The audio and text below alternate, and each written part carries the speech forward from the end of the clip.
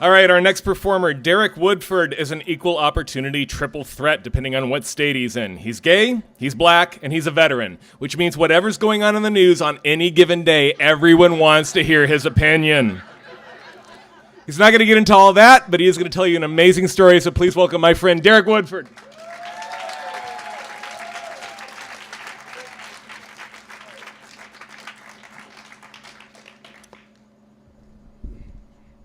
Good evening.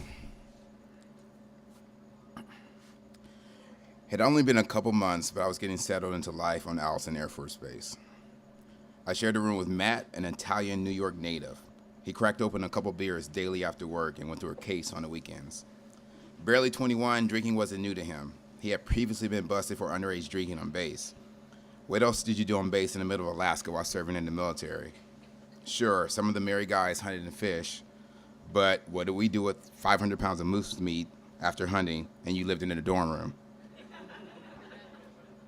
Matt despised authority and the military, but I thought maybe it was more so people who told him he couldn't drink or drank too much.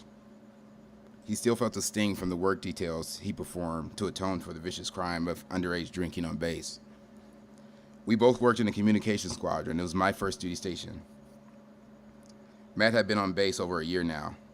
I secretly depended on him to introduce me to people and invite me to small dormitory parties I pretended to be indifferent about.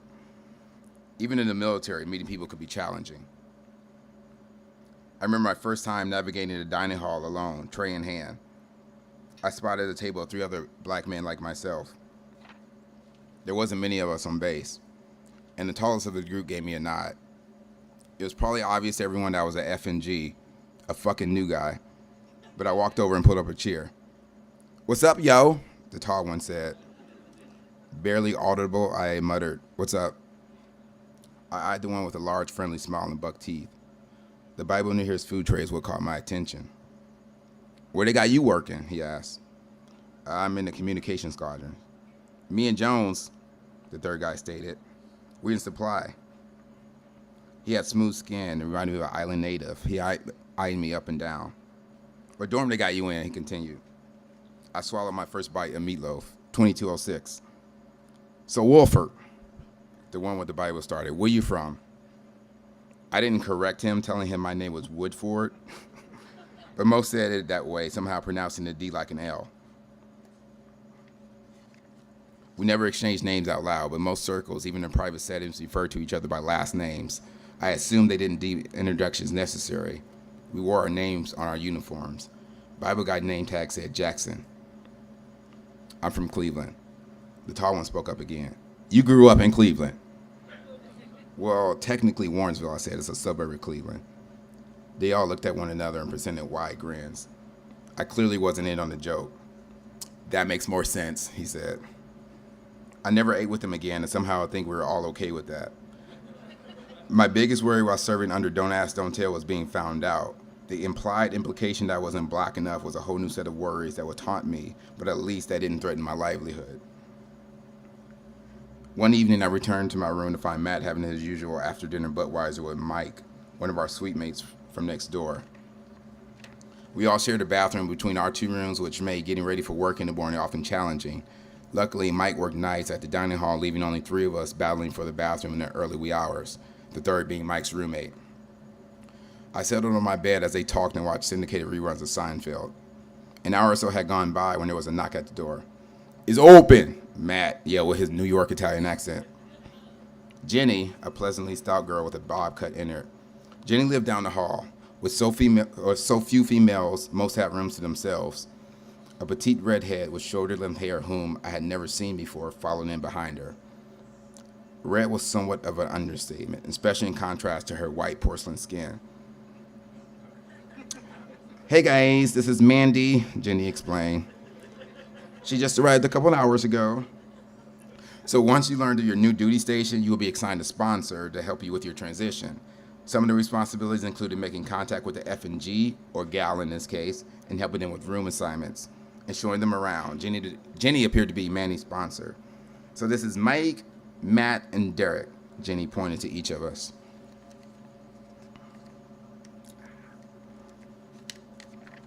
Mandy grinned nervously, revealing perfectly chemically whitened teeth. Hey, y'all. She was definitely from the South. Her gaze swept the room, then landed on me. Her smile grew bigger. I returned a friendly, forced smile. In my peripheral vision, I could see Matt and Mike taking her in and Jenny being disgusted by y'all. Mandy was new prey and also quite pretty. So Matt once told me a 5 was elevated to an 8 here. Even ugly bitches are living a life. His words. I guess you say I guess you could say Mandy was naturally an 8, so I didn't know what that made her on Matt's Alaska scale. I suspected out of his league. Matt asked, "Where do you work?" He too was grinning ear to ear. "Dining services," she said. "I'm a cook." She hadn't stopped looking at me as she answered Matt's question. Mike chimed in, "That's where I work." I plainly saw the dirty thoughts cooking in his eyes. "I'm just showing her around," Jenny interrupted. Mandy occasionally glanced away to finally acknowledge the other people in the room, but her eyes always returned to me. I attempted to conceal my awkwardness with the question. Where you from?" I asked. "Kentucky." She giggled.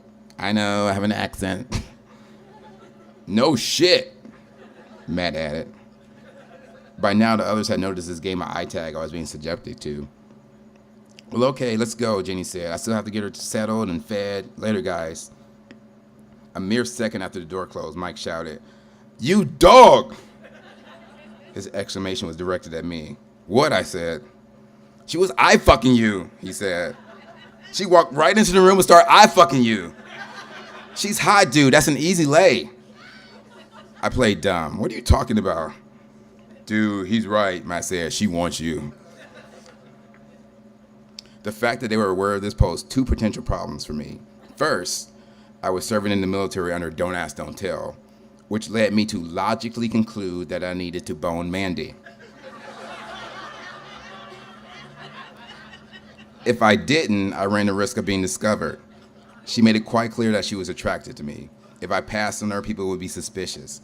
So my second potential problem, I did not want to bone Mandy. I was already quite familiar and very far along with the male anatomy and quite happy with my decision. No, scratch that. It was not a fucking decision. Suddenly, I was reminded of a conversation I had with my mom when I came out to her. "Have you slept with a real woman?" "Yes, of course." A lie.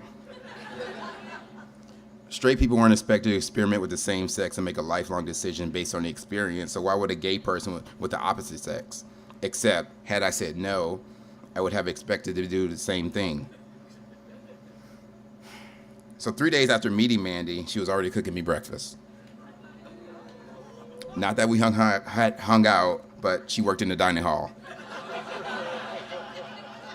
She cooked me omelets nearly daily. Sure, we all received omelets made to order, but I suspected mine were made with a little extra love, and they were always served with a smile. There was not what I would call a courtship between couples in Allison. We were far from town and often dealt with inclement weather. For the most part, Aaron drank. That was usually at the enlisted club or dormitories. So with each mini dorm party, the space between Mandy and I closed, so to speak. With not many places to hide in the dorm room, she often cornered me with idle conversation.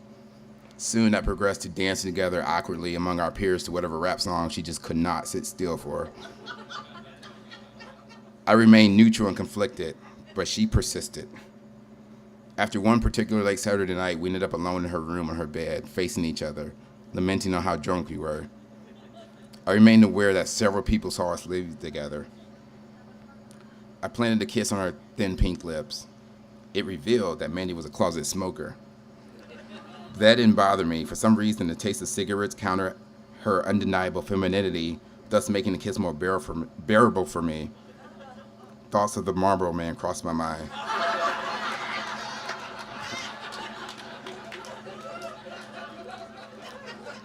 I placed my hand on her hip, kissing her again, but this time deeper. Secretly, I wish he was Casey, who was married but showed up to the dorm party that night. I guess he was about 6'3", muscular build, corn-fed, as they say. He too had a southern drawl that tickled my ears. You have to pretend this here is a blunt, he said. Now open your mouth. He'd taken a long drag from the cigar while I sat there dumbfounded with my mouth agape.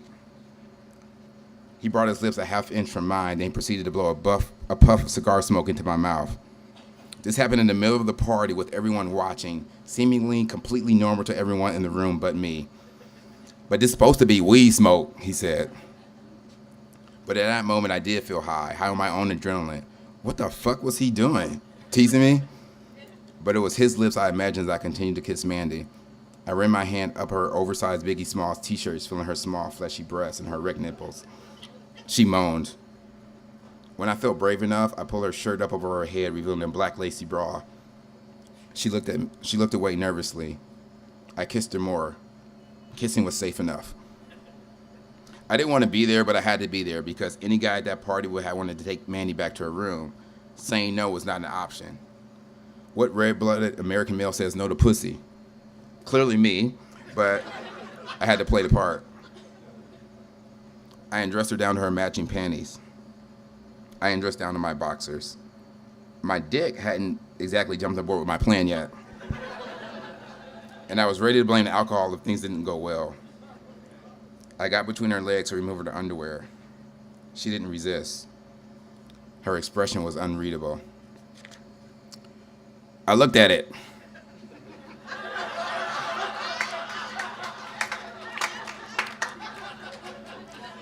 I hadn't seen one in person before, and here it was right in front of me. There it was, all this complicated tucks and folds, like a gift needing to be unwrapped. Where was Amanda in my life a few years ago before my declaration of dick? Would it have made a difference? Would she have been more desirable then? I still wasn't ready for penetration. I attempted to buy myself time. I closed my eyes and dove into her head first, an unexpectedly brave attempt on my part. My tongue darted around. So for whatever reason, it reminded me of being a child and sucking on a penny.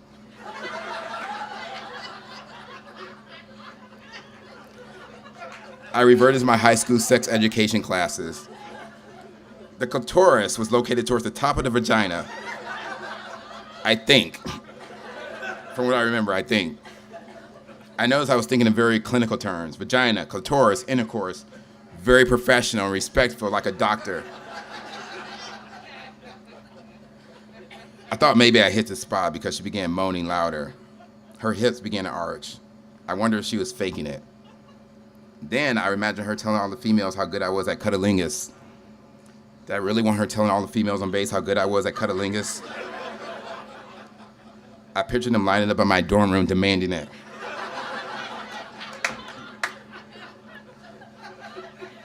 Maybe it was her moaning my need to please, but I finally rose to the occasion. An alter ego took over. I can do this! This is mine. Sexuality is fluid. I pulled her hips close to mine. Our genitals a touch. I made my move. She quickly placed her hand on my chest. No, stop, she said. What? I want you to stop, she said. You need to put on a condom. Well, do you have any, I asked. No. I sighed deeply. You sure you want me to stop? She rolled over to her side. Yes, I'm sure. I collapsed beside her and feigned defeat. We lay in silence for a few moments. She turned towards me. The last time I had unprotected sex, it ended with me having an abortion.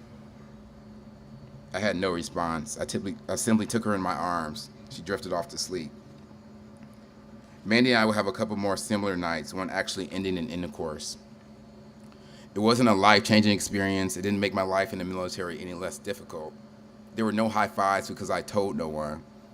There was, however, a tinge of guilt. I was using Mandy to fit in, look the part. And part of me did want to have sex with Mandy to satisfy the ridiculous notion of whether or not I needed to try it first, like comparison shopping. An idea put in my head by my mother and maybe even society. After all, the military was deeming my lifestyle not even appropriate to talk about. Don't tell. Don't ask, don't tell. It's that attitude that keeps men and women in the closet even today, sacrificing our own happiness simply to fit in. Maybe even struggling in relationships we have no business being in. To some degree, I had no choice but to play the game to make it under Don't Ask, Don't Tell. But stringing Mandy along was my own personal regression, and that was unfair to her. I believe she sensed my disconnect because after we did the deed, we drifted apart. We spent less and less time together. Honestly, it would be much later in life that I see my own fault in how I treated Mandy. Then I saw myself sort of a silent victim of the military system and the culture of that time. And that's a possibility. But the truth is, I wasn't allowed to be myself, and if I were, I probably wasn't brave enough to be myself just yet. So until then, I merely survived under the shadows of Don't Ask, Don't Tell, compromising my convictions, not for actual acceptance, but for the sole purpose of blending in. Thank you.